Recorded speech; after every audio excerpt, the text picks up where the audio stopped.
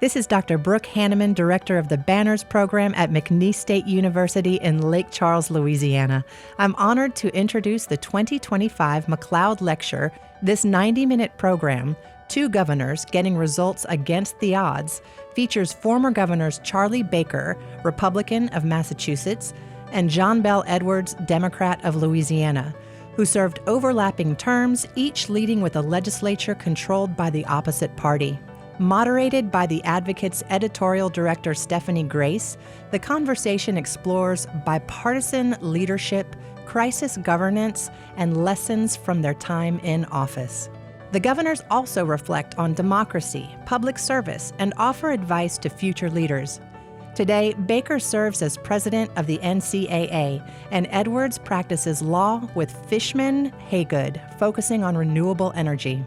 The McLeod Lecture Series, presented with the McNeese Banners Program, honors the late Bill McLeod of Lake Charles. His 30-year career in public service included roles as a state representative, reformer in the Young Turks, state senator, and district judge in Southwest Louisiana. The McLeod Lecture Series was launched in 2004 to carry forward his legacy. It highlights Louisiana politics and promotes good governance and civic leadership.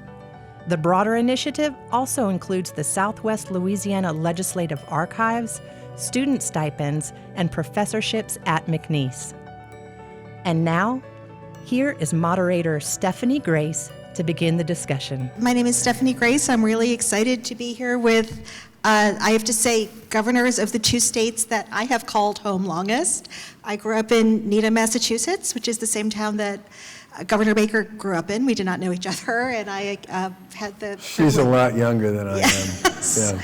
And I got to pester Governor Edwards for his entire term as a journalist. So I wanted to start by talking about partisanship, because that, I think, is going to be the theme of what we're talking about tonight. We have a Republican governor who was very successful in a blue state, a Democratic governor who was very successful in a red state, and I think a lot of us would like to get back to a place where we can, work towards common purpose and not be so associated with our own teams, and have common goals, But it seems like things are going in the opposite direction now, all over in Washington and also in a lot of states. You two, I have to say, you were both successful, but it arguably would have been easier for you if you were a Democrat and you were a Republican, given that you had the majority of voters in your states were those things, and also the majority in the legislature. So to me, a really interesting question is, why are you a Republican? Why are you a Democrat? What does it mean to you to be a member of those parties? Well, so my dad was a Republican. My mom was a Democrat. They used to debate the issues at our dinner table on Sundays, and I used to have friends who'd come over just to watch. And basically, if you were going to sit at the table, you had to play. And but my parents weren't fighting; they were just having a conversation. And so I grew up with this perspective that two people I love most, right? My mother and my father didn't vote for the same people. They agreed sometimes, didn't agree a lot of times. But I never thought it was a contest or a fight. I thought it was a discussion. And I think I landed on the Republican side because I came of age as a voter in 1980 when Ronald Reagan ran against Jimmy Carter, and Reagan was my candidate of choice in that election. And then over the years, I got involved in state politics and supported a number of Republican candidates, including two governors I worked for in their cabinets, in Bill Weld and Paul Cellucci in the 90s. So but there was plenty of other opinions in my house growing up. And Massachusetts does have this tradition of Republican governors, Mitt Romney too, yep. Which has always been kind of interesting. Maybe it's kind of a moderating impulse? Oh, if you were to ask well, first of all, Massachusetts it wasn't always like this, but right now the electorate is about 60% independents, about 30% Democrats and about 10% Republicans. I mean, it definitely leans blue, but it has a ton of independents, and I think those independents make what I would describe as independent decisions. And there's certainly this idea that if you're going to have a Democratic legislature where everybody's in there advocating for whatever it is people want to have happen, it's not a terrible idea to have somebody in the corner office who's sort of in charge of keeping things at least in some balance. And I do think you're right about that. I mean, for the past 24 years, 18 of those were Republicans. And Governor Edwards, I actually asked you that years ago, I remember. I don't know if your answer would be the same. Well, I don't remember that question or that answer, but my answer generally is the same, and like Governor Baker, it has a lot to do with my parents. My dad was a sheriff, like his dad and his grandfather and his great-grandfather. And my mother was a charity hospital nurse. And they were both very much Democrats. I mean, that just wasn't debated at all. Now, held some positions that were a bit inconsistent, on some of the life issues and some other things, but very much Democrat. And I will tell you that in their living room for everyone to see, for example, was a picture of President Obama signing the Affordable Care Act. My mother was that moved because she had cared for people at a charity hospital here in Louisiana who didn't have insurance, and the poorest of the poor here in Louisiana. She just thought that in the United States of America, the idea that we would have that many people without health insurance and access to health care, preventative health. And she knew, because she worked in an emergency room, that people in Louisiana were accessing what should be routine care through the emergency room, which is the most costly, least affordable way to do it, right? And you cannot manage care that way. And all of that kind of sums it up is I believe that there is a role for government to play to improve people's lives. And so I am a Democrat today because, and by the way, if I try to strike a contrast between what I believe and what I think most Republicans believe, you can rest assured that I am not necessarily talking about Charlie. But there are a lot of Republicans out there who believe government is always bad. It cannot be made to work. You can't fix it. And for me, if you put those people in charge of government, it becomes a self-fulfilling prophecy. And you see exactly what we're seeing right now in Washington. And so I just cannot be a Republican, even though my party has oftentimes found considerable fault with me. So mine with me too. Yeah. Well, that kind of gets to the next question I was going to ask, which is, you obviously call yourself a problem solver. I think you governed as a problem solver. Is the word moderate, does that resonate with you, or is that just kind of a lazy way of saying not particularly conservative, not particularly liberal? I don't know. I think look, I'm definitely sort of, I think of myself as kind of center right. But the governor and I were talking earlier about the fact that, I served in the cabinets of two governors. I was very involved in the healthcare community in Massachusetts. I did a lot of work with Mitt Romney on his original legislation that got passed in Massachusetts, which dramatically enhanced the number of people who were covered in the Commonwealth. Which he disavowed when he ran for president. It works pretty well. So I knew a ton of people based on my time in and around state government and in and around healthcare. And I had real relationships. I had professional relationships, personal relationships. I worked with a lot of these people on all kinds of issues over the years. And I didn't really, they might have been a Republican or a Democrat, but I didn't really look at them that way. I looked at them as the person that I knew, who to some extent was a member of a party, but was also somebody I'd worked on this, or that. And we were talking, relationships in this business, and I actually think this is one of the places where state and local government have a little bit of an edge over the federal government, because it's easier and I think more traditional to have relationships, personal ones, with a lot of the people you work with in state and local government because of proximity. You're just around each other all the time. And that makes a big difference in my mind in terms of how we got stuff done. Yeah. And so whether I'm a moderate, I think in a high altitude kind of a way, and as shorthand, I think that label fits okay, but I really find the labels that are attached to people today to be very misleading.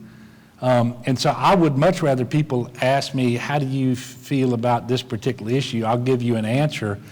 And then on that issue, you may say I'm conservative, you may say I'm liberal, you may say I'm moderate. And at the end of the day, that's why I think the moderate thing may work. But, I agree with Charlie. Personal relationships make all the difference in the world. And it is still the case in Louisiana that you can have good personal relationships with people of the other party who are in office and for example, maybe they were in the Senate or the House or another statewide elected official, and that really, really helps to get things done. And the biggest impediment to personal relationships with people of the other party is if you ever develop contempt for people just because they were in the other party. If you have contempt for somebody, you have no interest in sitting down with them. You don't care what they think. You don't really want their support for what you're trying to do. And so just trying to avoid that level of contempt, I think is one of the most important things in order to kind of work with people and move the ball down the field as best you can. One of the things that I always felt I had a fair amount of, and I hope people on the other side felt this about me, was there were a lot of people I worked with that I could trust. I could tell them exactly what I thought. I could tell them why I was trying to get something done. And I could say to them, I can help you on this, I can't help you on that. I'm willing to do this, I'm not willing to do that. And I wasn't playing a game. There are certain people I would only play a game with because I've known them for a long time and I know that's all they do. But if you want somebody to help you do something hard, okay, that's challenging and difficult in the public square, if you don't trust the people you're trying to do this with, your chances of success are not going to be very high. Mm-hmm.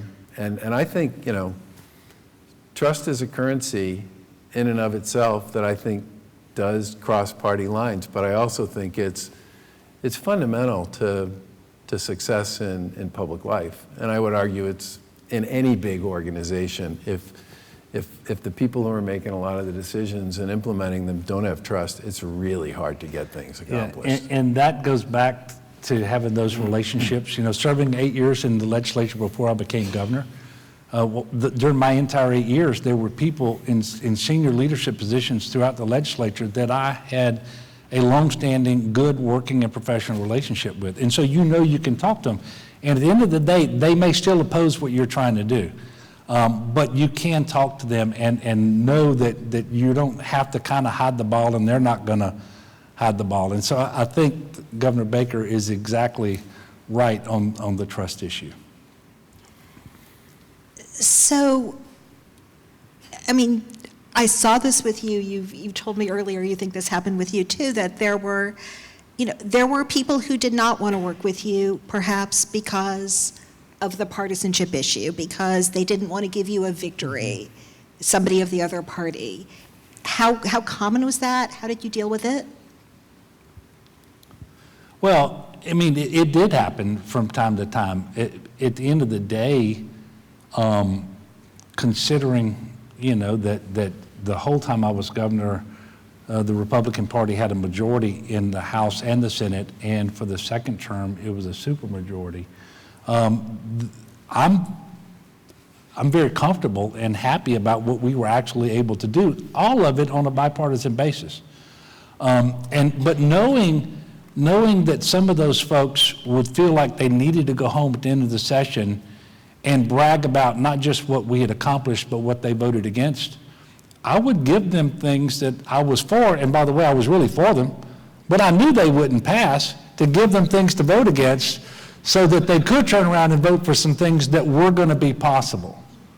And there are a number of examples of that, because, but there were people, however, that it didn't matter whether, and they were always in the minority, and never enough to control a single issue. But it didn't matter if they thought something was good for the state. If I proposed it and if it was going to happen on my watch, they would just as soon it not happen. And those are the people that you really just can't spend a lot of time with, because you're never going to win them over. And the time you would spend with them trying is time that you're not spending with those people that you might be able to influence. And so over my period of time in office, I got a little better at figuring out who those folks were. And we were able to maneuver around them for the most part. Was minimum wage, that's something you campaigned on and proposed every year, I believe, and never got out of committee? Was that something you kind of knew? Yeah. I know you supported it, but you kind of knew that was going to be a no vote? Yeah, look, it just so happens I don't think $7.25 is an adequate minimum wage. Yeah. I know, and I don't think anybody in their right mind thinks that's an adequate minimum wage. But I also knew it was very unlikely that we would ever get it out. But I would make it part of my package every year because I believed in it, and give them something at the very worst for me to vote against, so they could actually support something. And but that doesn't mean I wasn't for it. I mean, I was for it. I was every year we tried to take a little different approach. Okay, maybe we ought to let the people vote on it. I don't think the minimum wage should be in the Constitution. But after 7 years of the legislature not wanting to do it, I figured, okay, well, maybe they'll let us. They weren't going to do that either. So. Yes. Was there an issue that you kind of used that way, I guess? I mean, as I sit here and think about it, I can't think of a specific one, but I can say that, if there was something that I thought would have a hard time happening if it was my idea, I would just find somebody in the legislature who I had a relationship with, and basically say, why don't you make this yours? Right. Sure. And I'm perfectly happy to sign it if you get it through the process, and I'm perfectly happy to let you take all the credit, because at the end of the day, I don't care that much about that. I care about whether or not that item actually makes it. And that is being able to just not care who gets the credit in this day and age, it's a little unusual, but it seems to work, Absolutely. So very early, you both served terms, but very early in your tenures, you had similar incidents, it sounds like. Extreme weather. We had the floods in Baton Rouge, and we had massive snowstorms, and you kind of established, it sounds like you kind of established your leadership style, or almost your kind of leadership relationship with the public through those events. And I wonder if you would talk about that a little. Were you thinking that at the time? Were you, how do you get people to trust you, to not be angry when they're really in a very difficult situation? So I got sworn in on January 4th, I think, and one of my first press conferences, around January 20th, we filed our budget for the next legislative session. And one of the questions I got asked at the press conference was, did you put enough money in the budget for snow removal? And I said, it's 50 degrees outside. There's no snow on the ground. It's almost the end of January. I think we'll be fine. And then on January 28th, it started snowing, and it snowed for 30 days in a row. The sun did not come up. The temperature didn't get above 25. We really thought, the Yankees had won the World Series, and it was freezing over, and that was that. And we, our approach to that was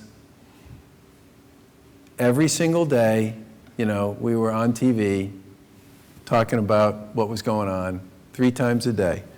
We get up, be at either at the main, in the middle of Massachusetts, there's they call it a bunker, but it's basically an emergency center where, all the folks who work on emergencies go. The federal agencies go, the state agencies go, the utilities are there. I mean, it's kind of command center. And you do a press conference first thing in the morning, you do another one in the middle of the day, and another one at the end of the day.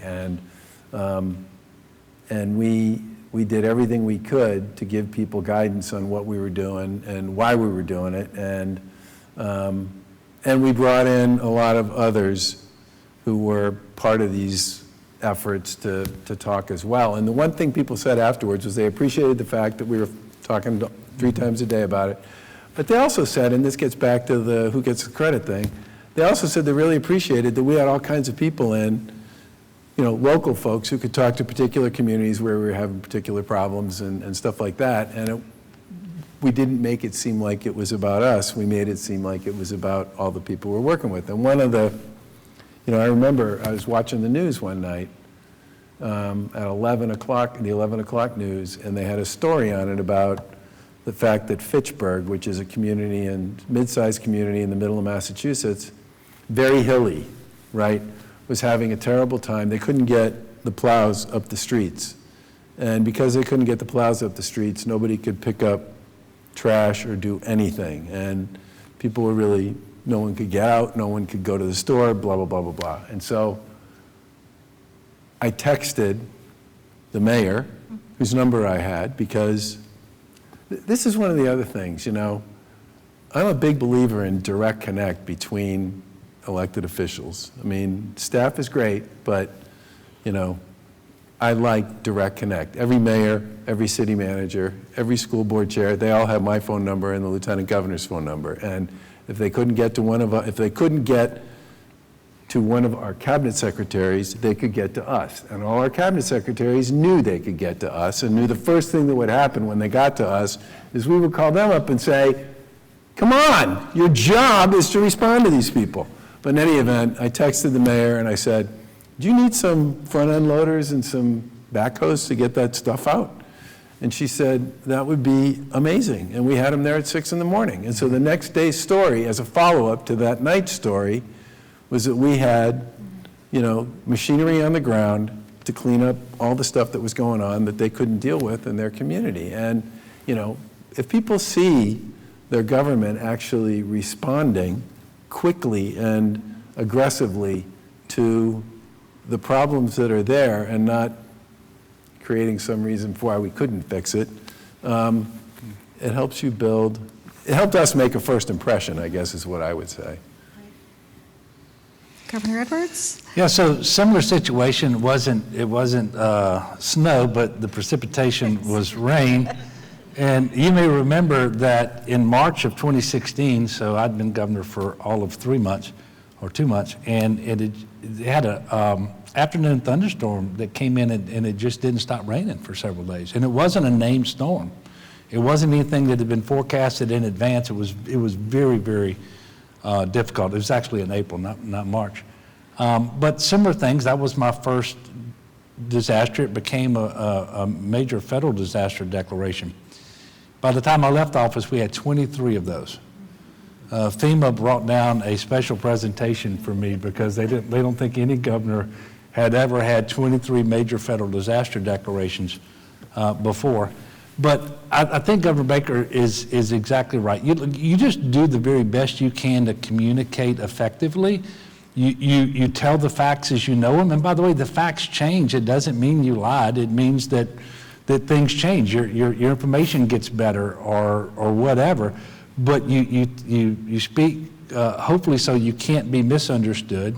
That was something they taught us in the Army. It's not enough to speak so that you can be understood. You're supposed to try to speak so you can't be misunderstood, and be calm, and try to do as best you can to get people to pay attention and do what it is that you're asking them to do.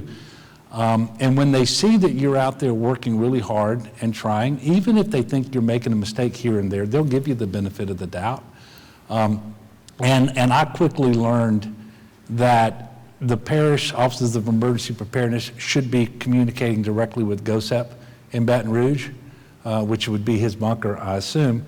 But I'm calling parish presidents and I'm calling mayors, because if I know what they need, or if I have something I think I can offer them, and at the same time they're actually requesting that formally through the Web EOC request, and I'm using some specific terminology here, then they're going to actually get that brought to bear much faster.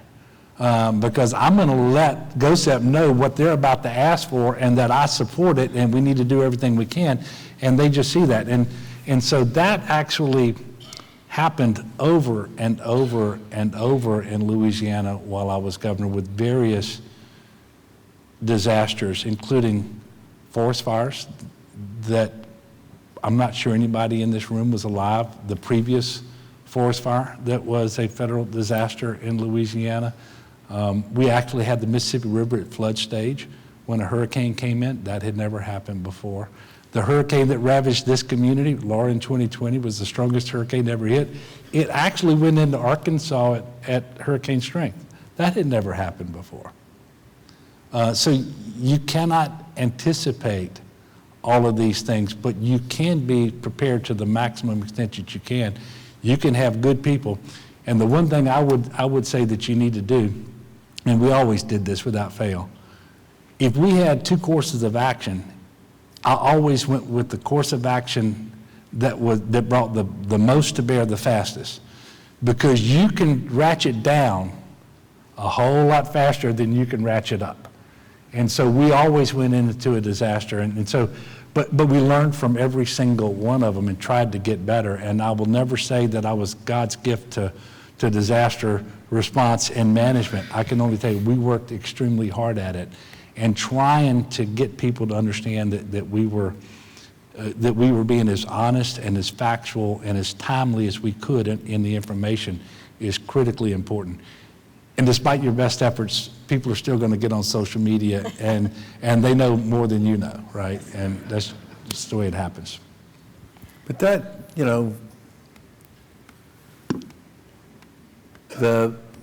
one of the things I like the most about state and local government, having done both, is you really have the capacity to throw your body at something.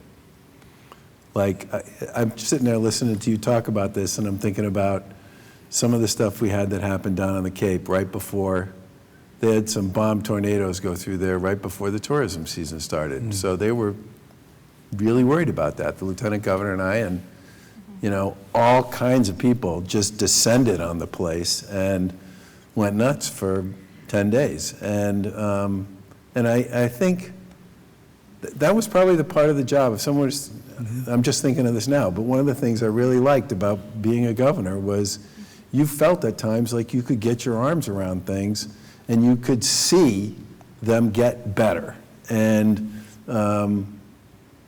it was fulfilling in the context of a job where a lot of times, you feel like you can't make enough beds fast enough. But people in that community would come out, and you didn't know them. No, they may not have voted for you, but they're thanking you for being there and bringing those resources and making their lives better.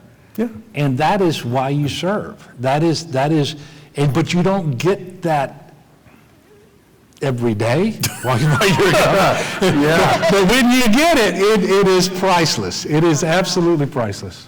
Yeah. And it's so different from Washington, it feels like everyone's in their bunker, but also there are no expectations that they're going to do anything. But when you're a governor, people expect you to do this, right? Yeah, You get judged on what you do, absolutely. yeah, and that is very true. And, I don't think any one initiative, any one program, anything really, at the end of the day, turns on any one person in Congress, because there are 534 others. And something's going to pass or not based on the totality of the votes cast and so forth. But when you're governor, there's only one. And at the end of the day, if something happens or it doesn't happen, you get held accountable for that. And I ran for governor because I knew I would prefer that to being one of 144 members of the legislature. And look, I love being in the legislature, it's important. But at the time that I ran, I just didn't feel like I could influence things that were critically important to me, like, for example, supporting higher education, which had been cut by my predecessor more than any other state in the nation had cut higher education. And by the way, one of the first things I was able to do was get Blade Morris to be the chairman of the Education Committee. And something we do here that I'm not sure that is other states.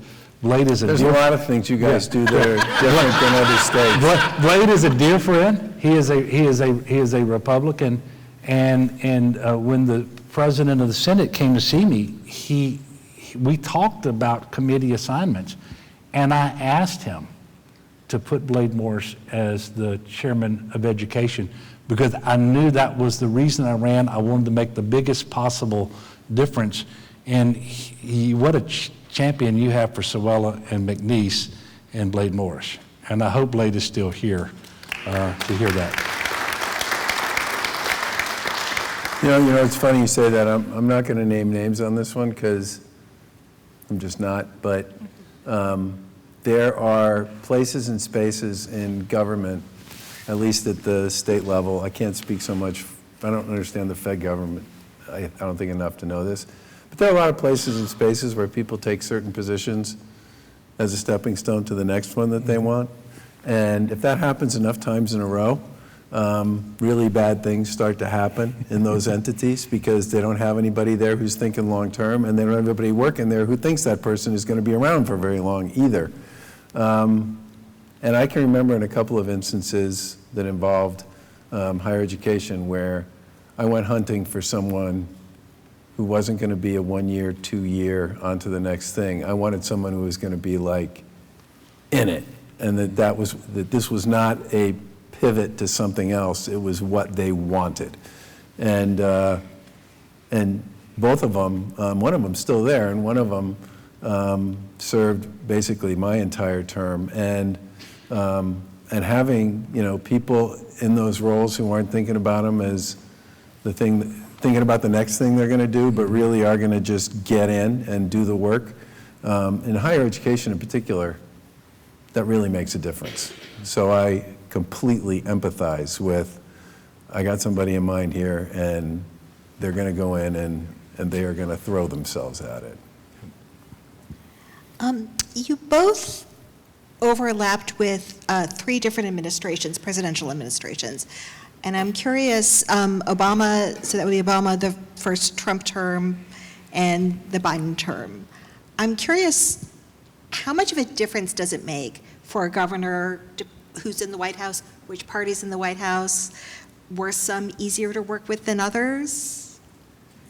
Most of my experience with all 3 administrations was cabinet secretaries. Those are usually the people you're dealing with more often than not, and they have stuff that is presidential priority, and then they have stuff that's congressional priority, and then they have stuff they just do because it's part of their responsibility, and I think the real challenge on that, what I would say is, it depended on the issue and what we were seeking with regard to which administration it was.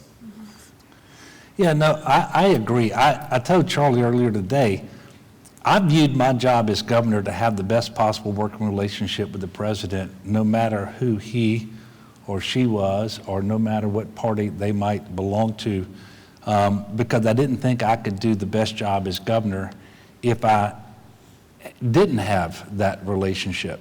And a state like Louisiana, we are going to be calling on the federal government more often than a lot of states, especially because of disasters and so forth.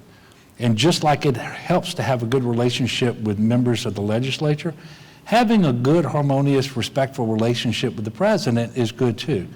And I always did that. And there were some policy disagreements I had with all three, but you all never heard me on TV or on the radio taking gratuitous shots at the president, or if I expressed some disagreement, I was going to do it in a respectful way, because I just think that is really important. And by the way, I really believe that the political discourse has grown way too coarse in our country overall, and I never wanted to behave that way, not just to the president, but to others either.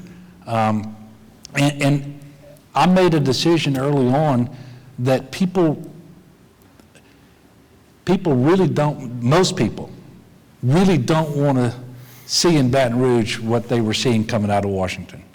And I really tried not to emulate what was in Washington, but to do things a little differently. And I think those relationships with the presidents did pay off. There was a time, in fact, when I don't know if it was you, Stephanie, but somebody in the media said that Edwards had to be Trump's favorite Democrat. Was that you?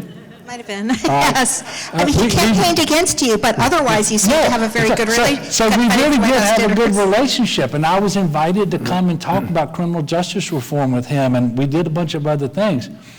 But he still came down here 3 times to campaign against me. And if y'all will remember, I was a communist, gun-stealing, third trimester abortionist when he came down here. Well, I knew the people of Louisiana knew me better than that, and I was telling Charlie, my less than 3-point re-election victory for me, more gratifying than the 12-point election victory that I had the first time because of all of that. You know, But even with that, though, I still had to work with President Trump for that next year. And we went right back to that same relationship we had before he came down here 3 times. So I served on his addiction task force with several other governors. Roy Cooper was on there from North Carolina, and a host of other really talented people. And I made dealing with the opioid crisis, that was a major part of my first campaign and a major part of my first administration. And it's also something that President Trump has very deep feelings about, addiction generally, because of what it did to his brother. And I found that to be a thoroughly worthwhile effort, and some of the stuff we worked on actually found its way into federal law, which was great. In the Obama administration, the person we dealt with more than President Obama was the vice president, because he had sort of some of the dealing with the state stuff had been turfed to Vice President Biden. So we spent a bunch of time with him on a variety of issues we were working on. And then we had good working relationships with a bunch of the cabinet secretaries that we were working with. We've been working on an extension of our rapid transit system for several years, and there was an appropriation for it, but at the federal level, the way a lot of this stuff works is the feds wildly, on the legislative side, typically over-appropriate, and then the executive gets to make the decision about what gets funded and what doesn't. And they funded $1 billion of federal support for that transportation project. This was the Trump administration. And under the Biden administration, obviously, I spent a ton of time, as I'm sure you did as well, dealing with all the folks who were working on COVID, Sure. which was sort of out of the White House, but also, I mean, there was a huge role for the National Guard in all of those issues around how stuff got distributed. And I agree with you. I think the last thing anybody needs when you're trying to get work done that's really important to your state is to, you know, turn it into theater. I mean, there's just, that is totally not worth it. I just want to remind people that we are taking questions. If you have, there's a student, I think, who is going to be collecting them, so collecting cards, so put your hands up. I can't, there she is. She's over there. Okay. You mentioned COVID, and I wanted to get to that because I understand you two work closely on that. Well, tell us about kind of your relationship. Let's start there, because you met, I guess, through the National Governors Association. How did you kind of become, how did this beautiful friendship start? Let me start. John just said he agreed with me on pretty much everything. There you go, okay. Who doesn't like that? Yes. No, sort of intuitively, I believed that Charlie being a Republican governor of Massachusetts and me being a Democratic governor of Louisiana, that we couldn't be too dissimilar. And I knew that some of the challenges that I would have were challenges that he had. And so you do get to know the various governors, and you know, it's like any other group of people. There's some people you're drawn to and some people that you're not for whatever reason. And I'm not talking about party, but just different personalities or whatever. But Charlie was one of those people that when we assembled, if he was gonna make a statement or ask a question, he wasn't doing it to hear himself speak. He was doing it because he genuinely had a question he needed answered, or he had something that he thought was really important. And I really appreciated that. And then as we faced common challenges, there were times, and look, COVID was so hard. I'm just going to tell you, there was not a plan in our desk drawer to deal with a pandemic. And it was so hard. But there were times when Governor Baker and I would talk on the phone after the governors had just had their conference with the White House Coronavirus Task Force to kind of compare notes and see. And there were some things that he did that we emulated. I will tell you one thing, that several weeks or a couple of months after the vaccine became available, we were not using our entire allocation. Despite our very best efforts, we weren't. Massachusetts using all of theirs and had excess demand. And so we worked out an agreement where we would send a piece of our allocation to Massachusetts, knowing that if at any time in Louisiana the demand outstripped the supply, that we would get those doses back from Massachusetts. But those are the sorts of things you got to trust. That's called trust. Yeah, right there. You have to trust. Could you all imagine what would have happened had we sent those doses out, and then all of a sudden we really did need them, and I had to explain to people why the full allocation wasn't available in Louisiana? But I also knew that it's the nature of a pandemic. The more people who were vaccinated the fastest, the better off we would all be, and it made no sense for those doses to sit in ultra cold storage in Louisiana unused.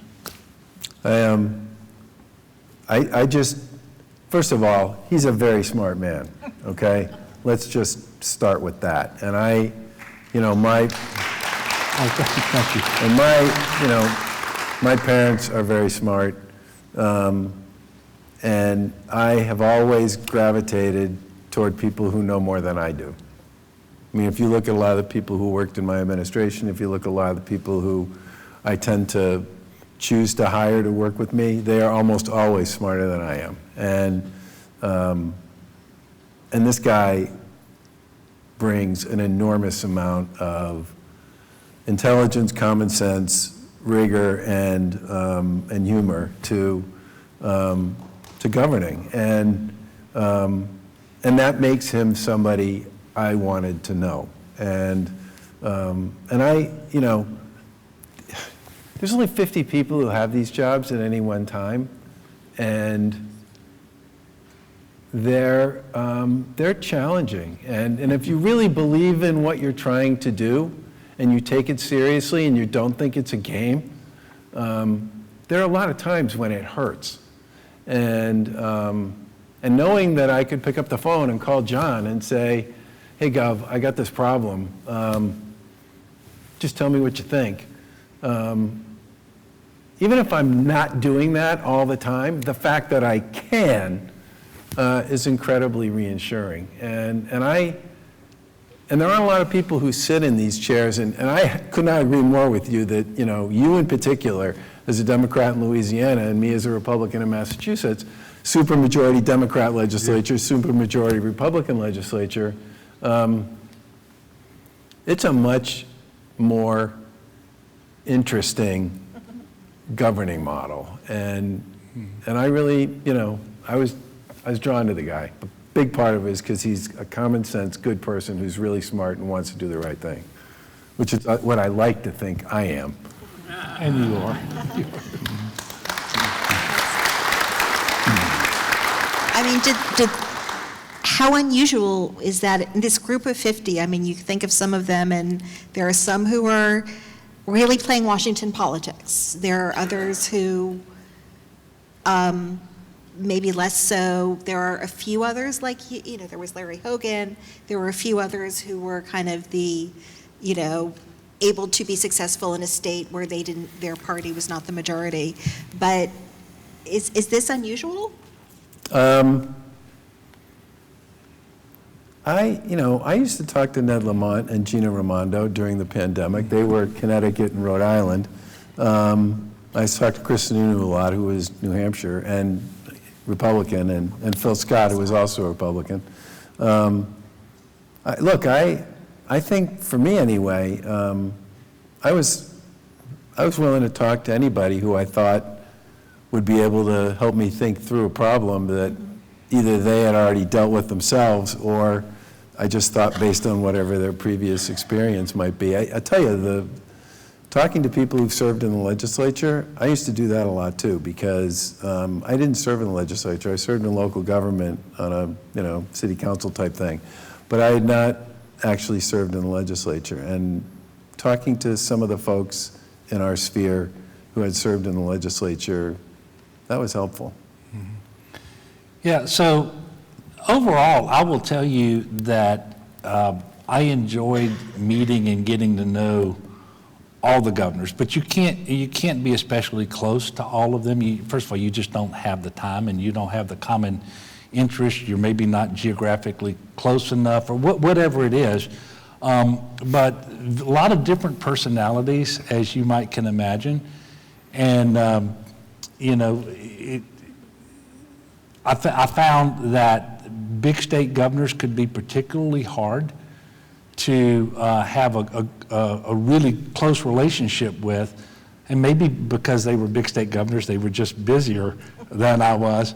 And that was irrespective of party, by the way. So if you think Florida, California, Texas, New York, it was just difficult.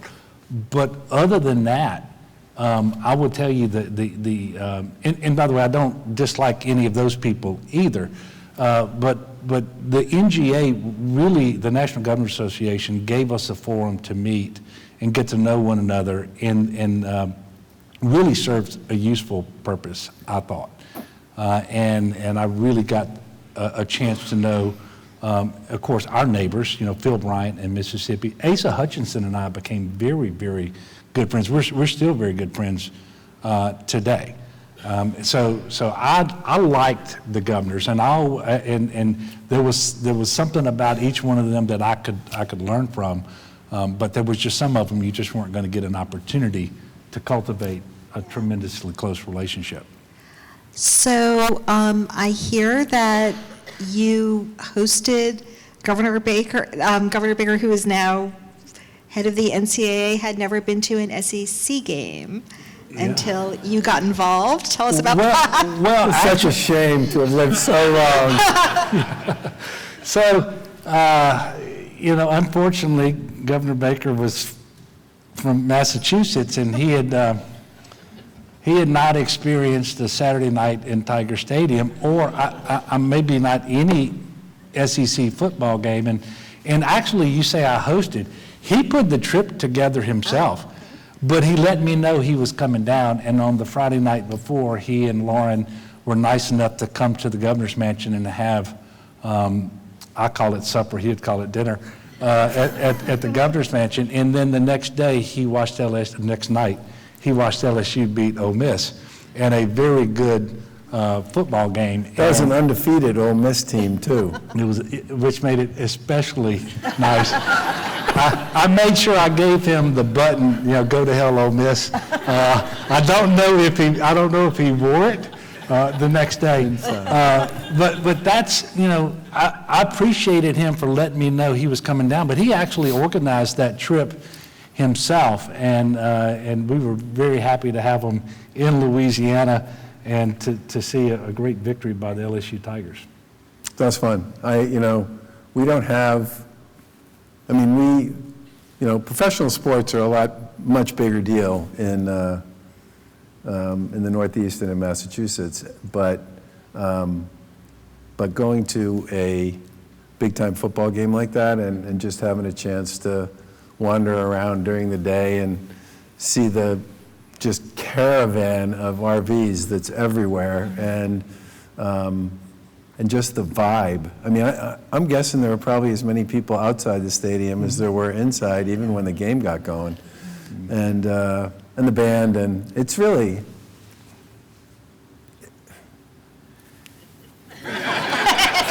It's great.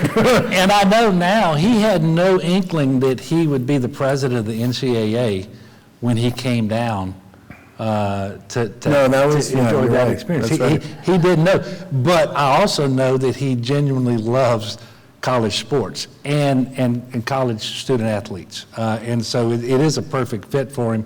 Maybe a harder job than being governor of Massachusetts. I'm not sure why he did it, but I'm glad you did it. Is it? It's more complicated because, the biggest advantage I had was similar to yours, which is in the governor's job, which is I knew a lot of the people. And I knew which ones I could trust. I just knew all of that because I'd been around the space for years. By the time I got elected, I lost the first time I ran, so that didn't happen to you, John. I got elected in 2014, but I served in 2 governor's cabinets in the 90s and was still very much involved all the way through. So, the NCAA, I kind of walked in cold. It was not a universe that I was familiar with. I met with all 97 conferences in about my first 150 days. I continue to meet with them myself personally, directly every year. I've tried pretty hard to catch up, but some of the benefit of having hung around the hoop for a bunch of years in government just puts you in a very different position in terms of what you can believe, trust, understand, appreciate. The history of how a lot of issues have played themselves out. I was playing catch up on all that stuff, and that does make it a more complicated job. And the fact that it's 50 states and 1,100 schools that are very different. It's probably, and there's just so much there, yeah. Well, we're just glad it wasn't Alabama, I guess. Anyway, we got some questions, so let's move on to those from the audience. Thank you for everyone who sent these in. What was the hardest decision you had to make as governor, and is there a decision you regretted? Who wants that one? Hardest decision.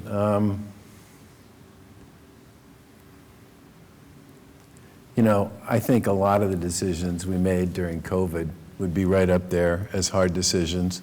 I pushed pretty hard to get schools open sooner than I think people were comfortable getting them open. And I didn't really win that one until after a lot of arm wrestling that took place over the course of a fairly long period of time. I wish I had that one back, and I'd figured out some way to get schools open sooner. They were open in Europe. We eventually got to the point where we created the capacity to literally test every teacher and every kid once a week, and to get pretty fast turnaround on all those tests so that everybody would have some idea about anybody who had COVID. And that's when we were able to sort of get everybody back. But that was a little bit into 21, and I wish to God I could have got them back sooner than that. Was the obstacle mostly union opposition? Yeah, or? pretty much. Yeah, okay. Yeah, for me, the toughest decision that I made was in my first year as governor. For those of you who don't remember, it was a very challenging time. The budget deficit when I became governor in January of 2016, we were $1 billion general fund short to close out the year June 30th. And for the year that started July 1st, we were $2 billion short. And so I needed to work with the legislature to find a way to raise revenue, because I did not run on continuing cuts, not to higher education or anything else. I really wanted to stabilize our state. And I'm not a particular fan of the sales tax. By its nature, it's regressive.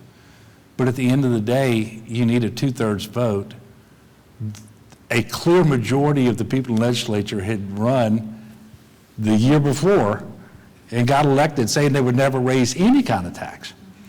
And it became very clear to me that if I was going to raise net new revenue, it was going to be the sales tax, or it was going to be not at all. And it was a hard decision, but it was one that ultimately I became very comfortable with, because you don't get to do things as you might want to in a perfect world. You have to take the best option that's reasonably available to you. And so we did that, and we actually were able to stabilize the budget, and actually when I left office, we actually had $3 billion in the bank, and we had the highest ever investment in education, for example, and other things. But that all got started in a very difficult way. And if y'all remember, I just kept calling special session after special session after special session to get something done. But that one was tough for me. And the last point made it a little easier, because we do at the state level exempt groceries, pharmaceuticals, and residential utilities from the state sales tax. So a little less regressive than perhaps in other places. But that was probably the hardest thing that I had to do. And I did it in my first year. By the way, the best and easiest thing I did as governor was on my first day when I expanded Medicaid. And so y'all probably wondered, what did I do for the rest of the 8 years, right? Because the easiest thing, the best thing, the hardest thing, it was all in the first few months for me. We have a question about the possibility of FEMA being dismantled under this new administration, and the effect that has on the state. Like, what, from the point of view of a governor, are you concerned about that?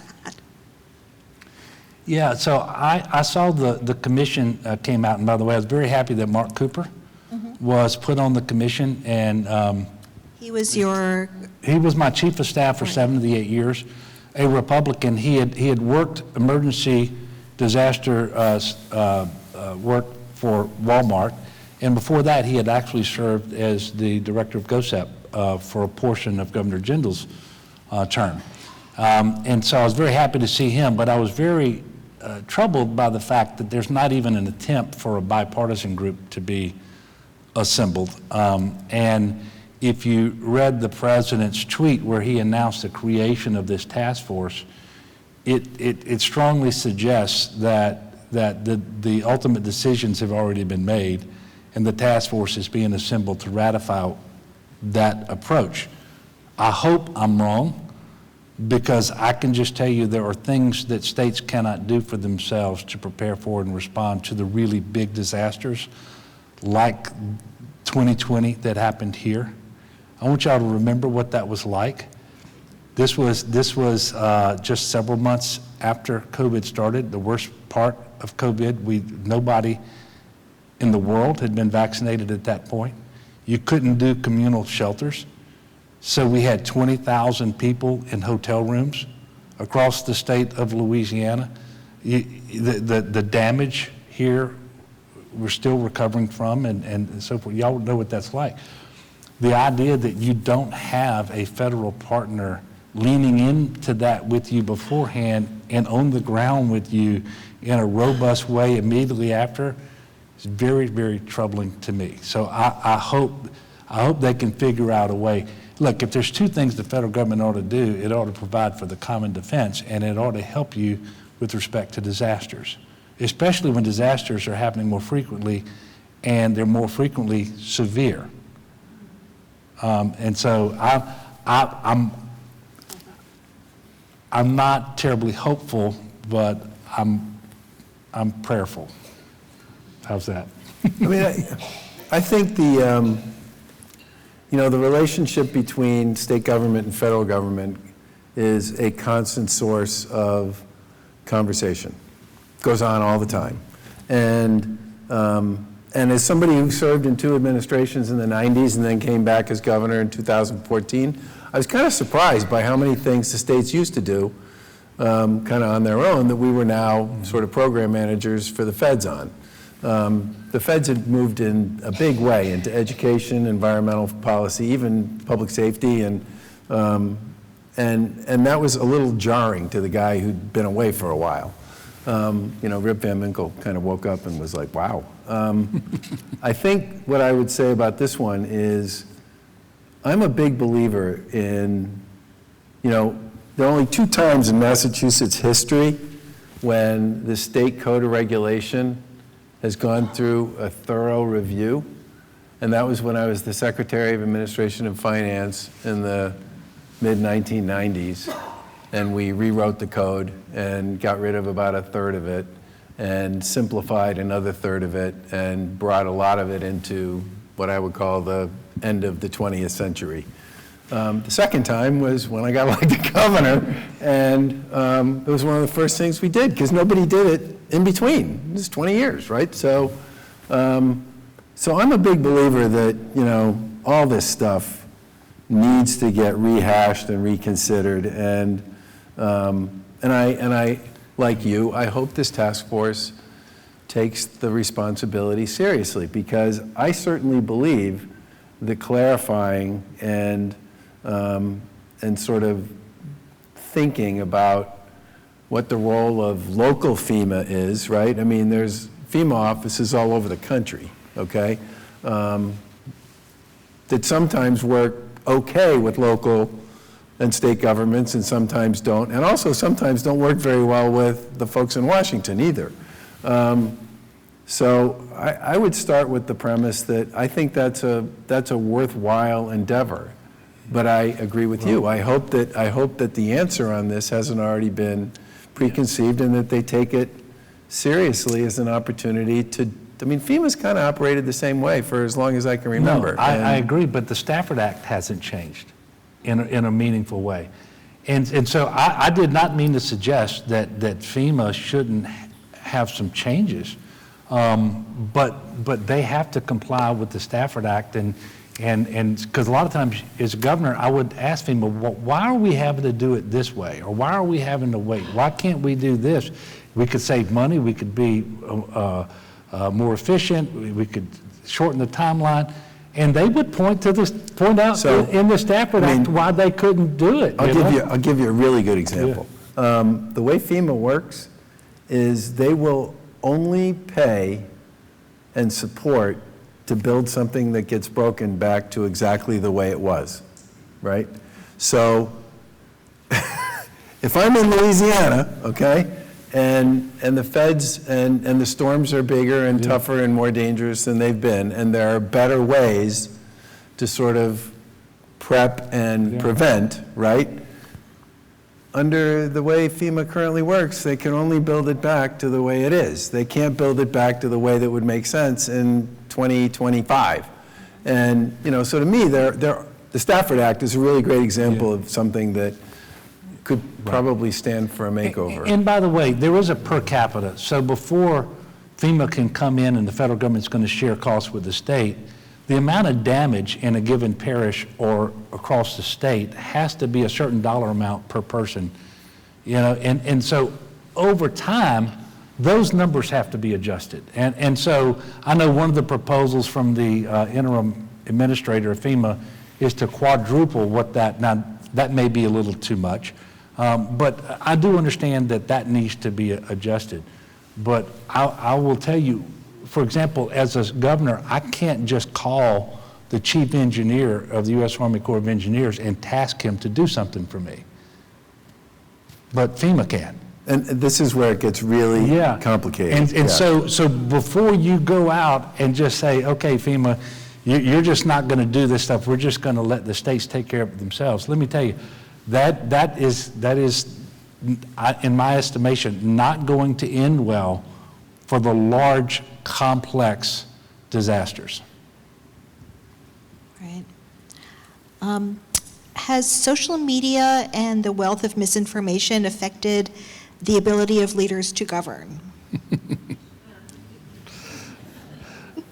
I'm going to tell y'all something that you're just not going to believe. I did not look at social media. Really? Someone in your office I just didn't do it. Now, I had people who worked for me in my communications office. I had people who were married to me who were looking at it. And if something was particularly outrageous, so they would bring it to my attention on occasion. I just didn't do it. I always assumed that was a minority of people. But if you just look into social media all the time, you might convince yourself that was the majority, and I just didn't want to go there, and so it makes it harder to govern because the people you're trying to communicate with are getting in many instances, some really bad information, and you cannot disabuse them of whatever it is that they think that they know. And despite your very best efforts. So it makes it harder to govern, but it wasn't something that I dwelt on every single, I don't even know if dwelt is a word, that I dwelled on every single day. So in the 1990s, David Bowie did an interview where a famous reporter, whose name I can't remember, asked him a question about the internet. And David Bowie said, this thing is going to be awesome and terrifying because you're going to have a situation where there are going to be multiple versions of the truth and multiple purveyors of information being received by various people, and folks are going to be able to decide which information they want to choose to believe.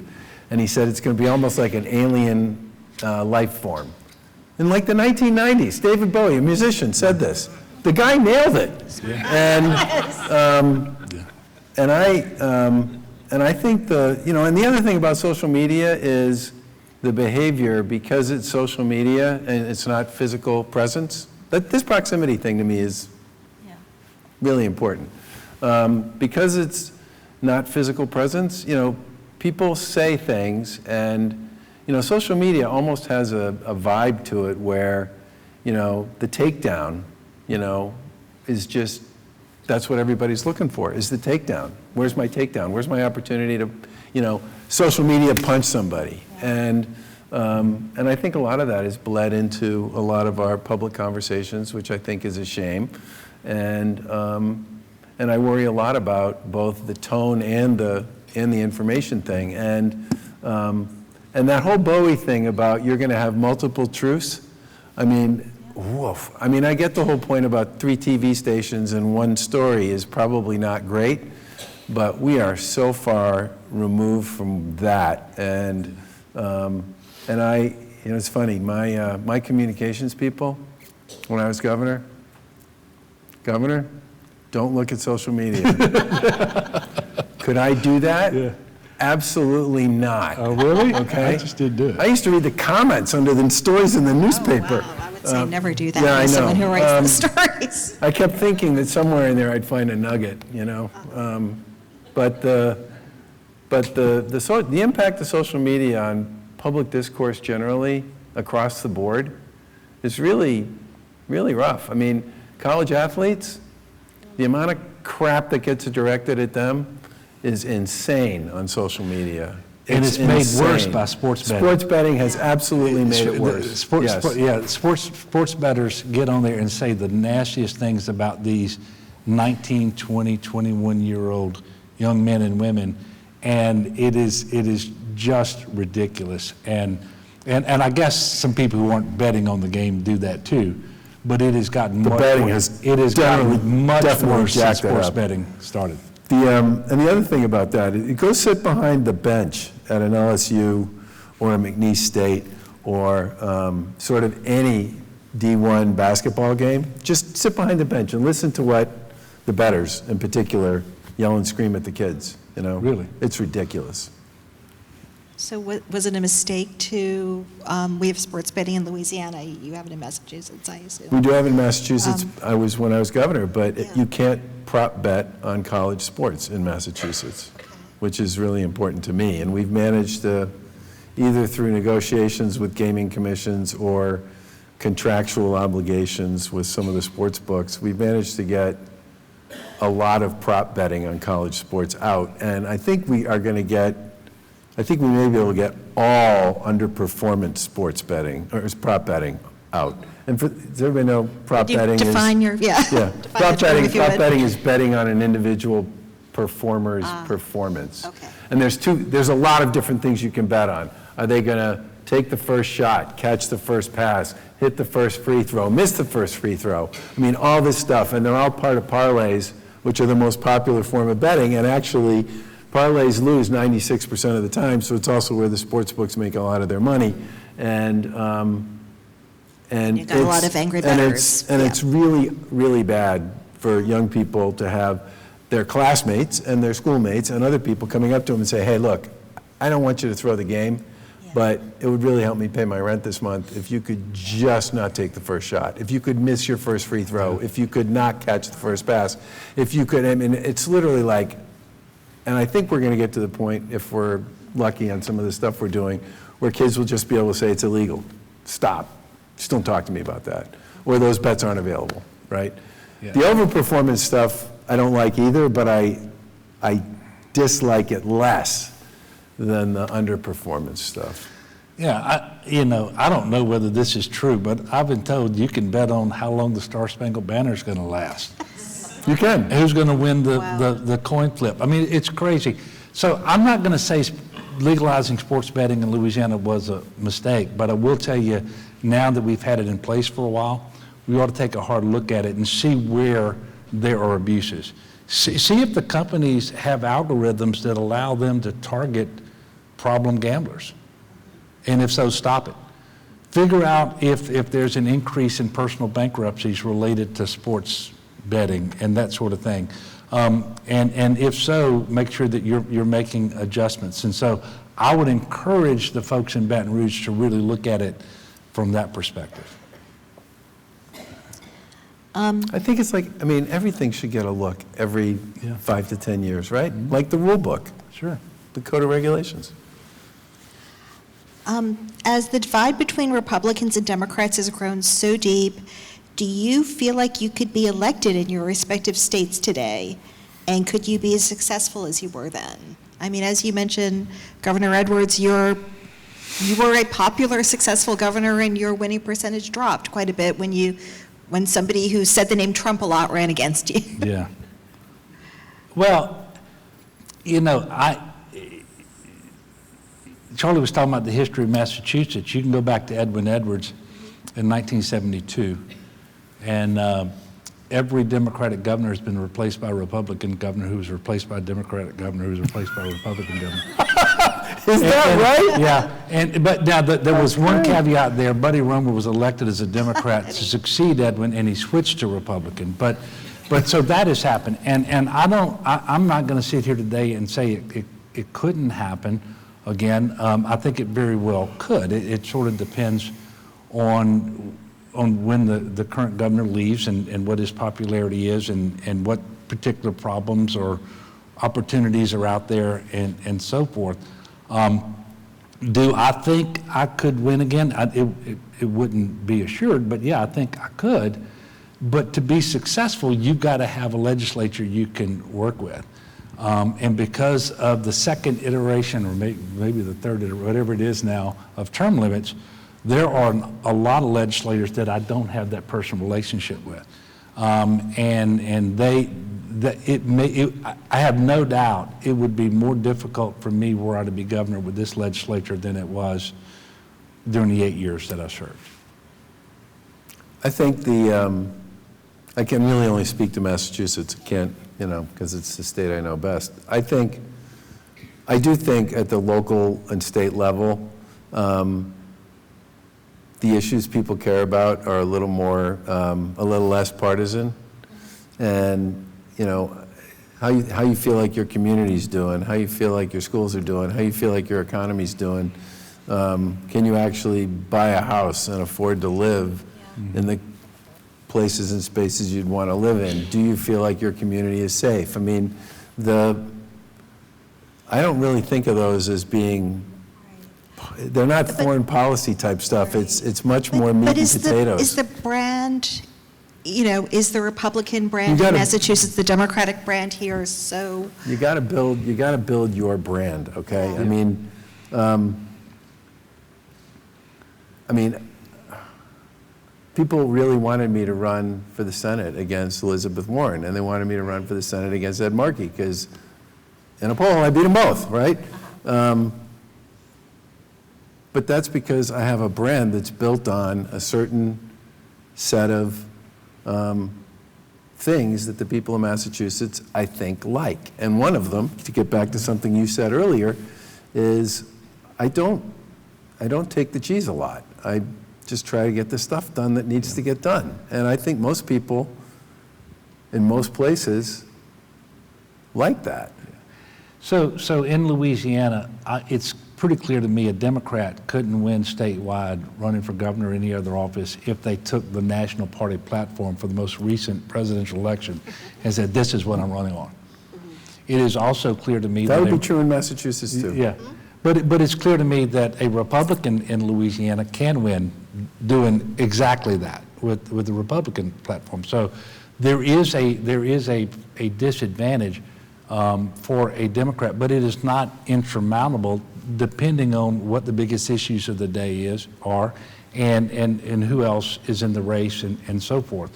I will tell you, and you mentioned the Senate thing, I do believe in Louisiana and in a number of states, the partisanship comes into play more in a federal election than in a state election. And I've seen it with really good friends of mine. Steve Bullock was a very successful, popular Montana governor. He couldn't win a Senate election in a Republican state. He was a Democrat. He's a pretty conservative Democrat, yeah, too. he was. And in Maryland, Larry Hogan was a tremendously successful, popular Republican governor in a Democratic state. He ran for the Senate. He could not win. And I really think that same sort of thing is true in Louisiana. And look, you vote for somebody to go to Washington to either support or oppose the president, depending on what your particular perspective is. But whoever it is that you vote for governor, there's only going to be one of them, and that person has to get things done. And I really believe there is a difference, and not among everybody, but among enough voters in Louisiana and these other states that it is just easier to be elected to the highest state office than it is to be elected to the Senate if you're of the party that is not in the majority. I agree 100% with that. Do you feel like the states are moving more in that direction, more in the direction of party trumps all in terms of how voters view politicians? You know, it seems to me that that's the case. If you just look, there were certain states that were going to file 2 lawsuits a week against Biden when he was president, and now the other states are filing 2 lawsuits a week against Trump. It just sort of seems to be the way things are going. I think it's unfortunate. I really do believe it is unfortunate.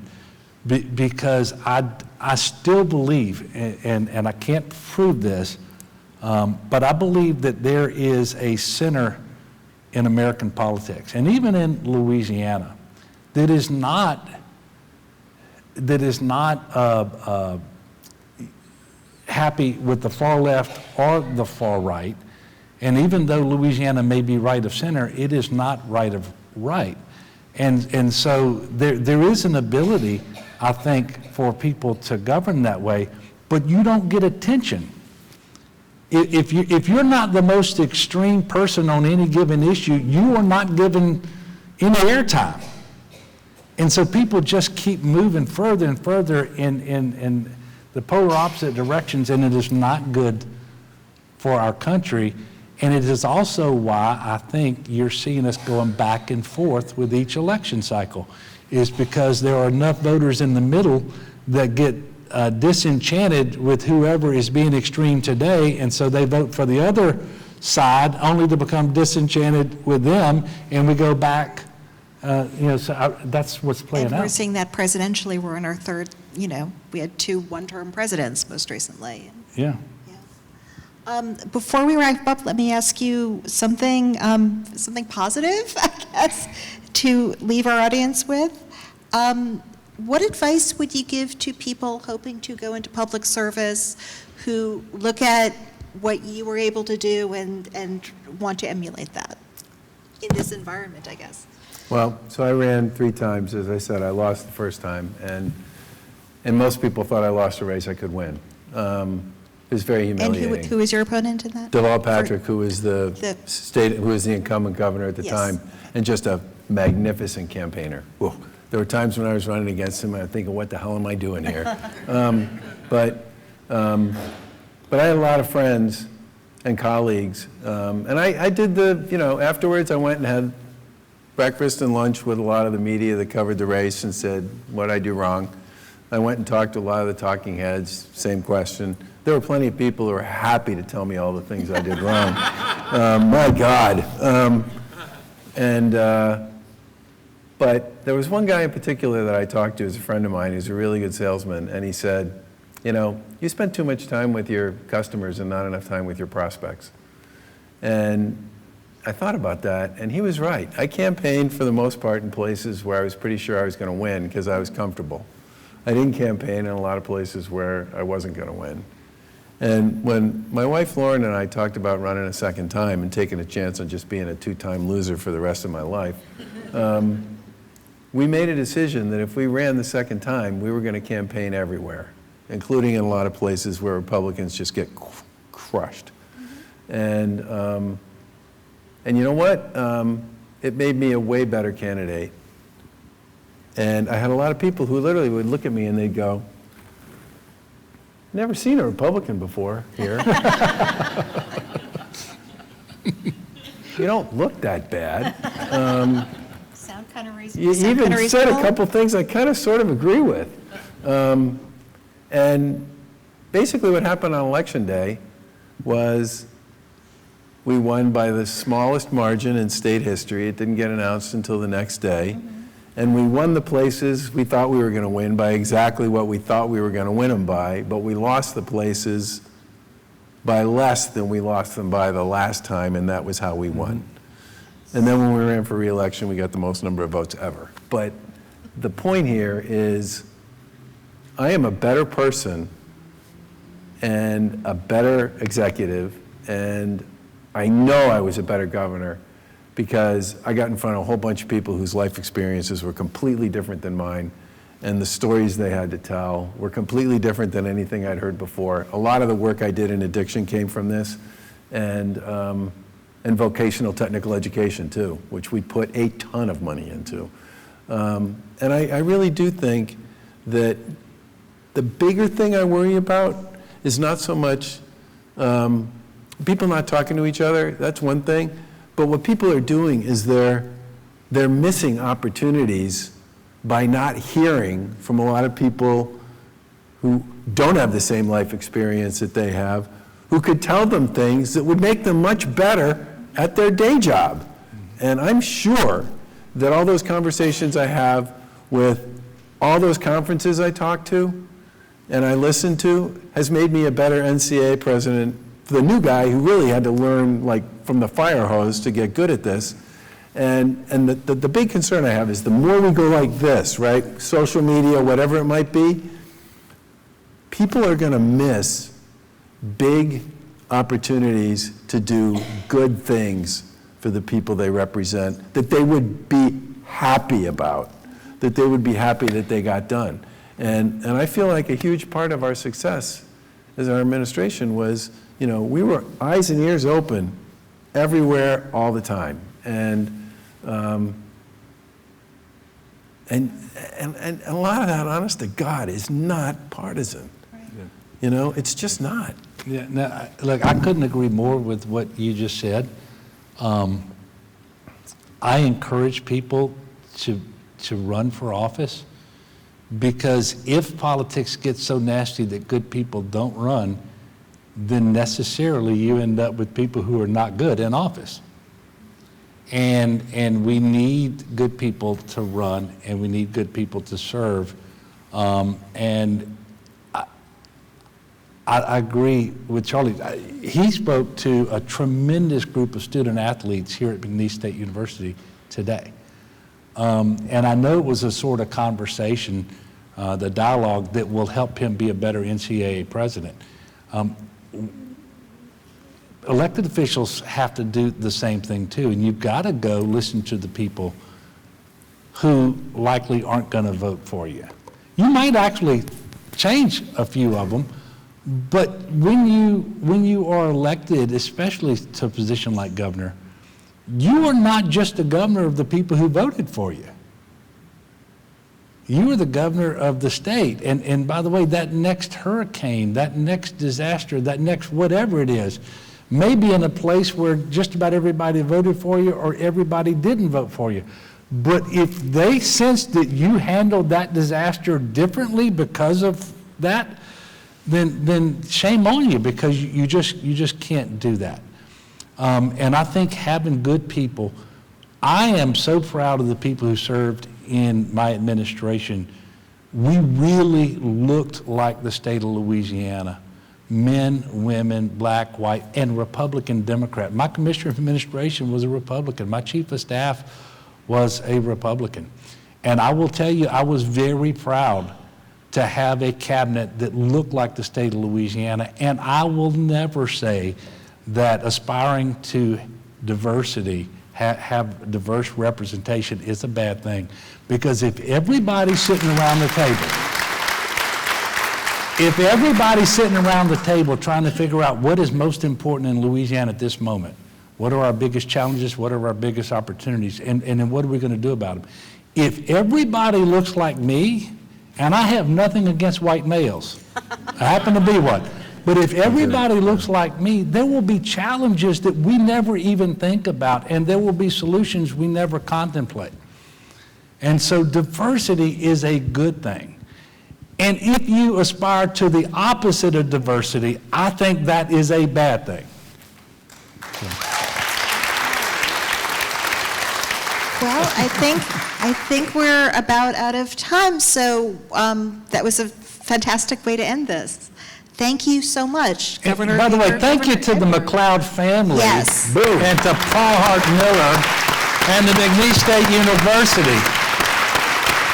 Thank you so much for being here. How about a big round of applause for our panel?